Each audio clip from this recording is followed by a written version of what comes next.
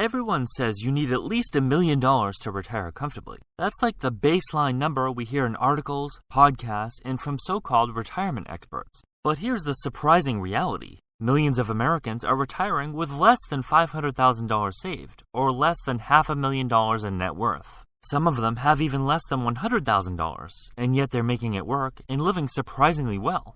So how are they pulling this off? How do you leave the workforce and actually survive, even thrive, without hitting that $1 million milestone? Let's take a look at the numbers, the strategies they're using, the trade-offs they're making, and see some real examples. Honestly, some of these numbers might surprise you.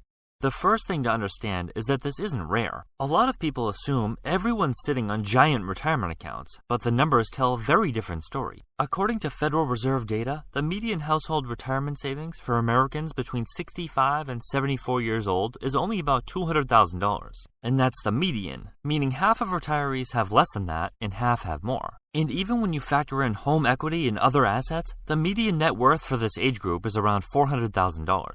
Keep in mind, those figures are not for an individual, they're for a household. So if you're sitting there worried that your nest egg isn't even close to 7 figures, you're not alone. You're actually in the majority. But here's where things get interesting. Even though many people are retiring with smaller savings, they're still finding ways to make it work. And one of the biggest reasons why they can is Social Security. Right now, the average Social Security benefit is about $2,000 per month, or roughly $24,000 per year. It might not sound like a lot, but for many retirees, it covers a significant portion of their basic expenses. And once you're retired and your lifestyle shifts, that money often stretches further than you'd expect. Let's say you have someone with $500,000 in a retirement portfolio, and let's assume that's the majority of their money, meaning no home owned outright or other significant savings. You could use a 4% withdrawal rate, or even 5%, which the original researcher behind the guideline recently suggested could be the updated version. You're looking at $20,000 to $25,000 in annual income. Not enough to get by on its own, but if you add in the average Social Security benefit, you're looking at $44,000 to $49,000 in annual income.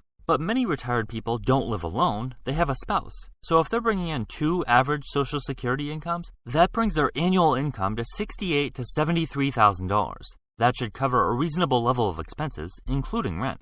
Now what if that same couple owns their home outright? Instead of having $500,000 invested, most of their wealth is tied up in their primary residence, and they have little to nothing in an investment portfolio. In that case, they're mostly relying on Social Security, around $48,000 per year combined. But because they no longer have a mortgage, their housing costs are minimal. Their income is lower, but their expenses are too. A hybrid strategy tends to be the most common. For instance, owning a modest condo, townhome, or even a small mobile home outright to eliminate mortgage payments, while keeping around half of the savings invested. For someone with a net worth of $500,000, this could mean a $250,000 home and $250,000 in investments, generating roughly $10,000 to $12,500 in annual income, in addition to other sources. Is that glamorous?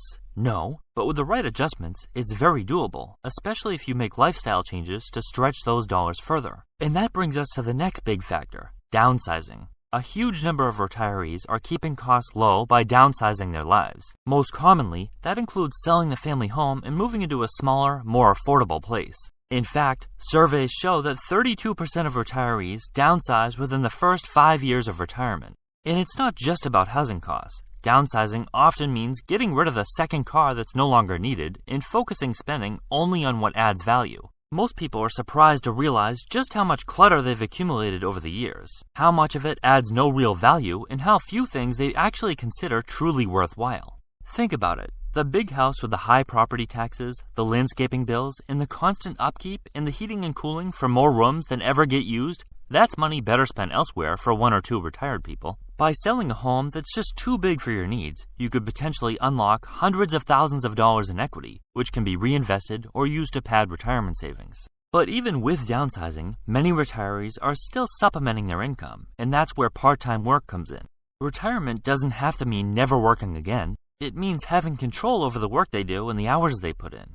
About 25% of retirees report working part-time, either out of necessity or simply to stay active. And it's not always a traditional job like checking receipts at large box stores. It might be consulting in a field they spent decades building expertise in, or picking up flexible remote work like customer service or bookkeeping. Others go the gig economy route, driving for rideshare apps, doing delivery, or taking on seasonal jobs. Some even turn hobbies into income streams, selling stuff online, teaching music lessons, or teaching a class, or setting up a spot at a craft fair or a farmer's market a few times per year. The goal isn't to build wealth at this stage, it's about smoothing out cash flow, to either keep savings intact for longer or for supplemental income. Being open to working even a little can take a lot of pressure off your portfolio, especially during market downturns.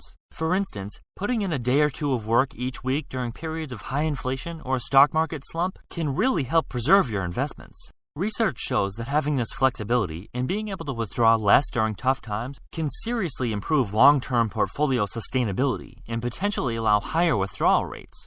Another growing trend among people who want to stretch their money further is geo-arbitrage. In other words, moving somewhere your money goes a lot further. This could mean relocating to lower-cost states within the U.S., but more people are taking it a step further and retiring abroad. Countries like Portugal, Mexico, Thailand, and Costa Rica have become hotspots for retirees. Why? Because $2,500 a month can stretch shockingly far. Housing is cheaper, healthcare is often more affordable, and the cost of food and utilities is lower.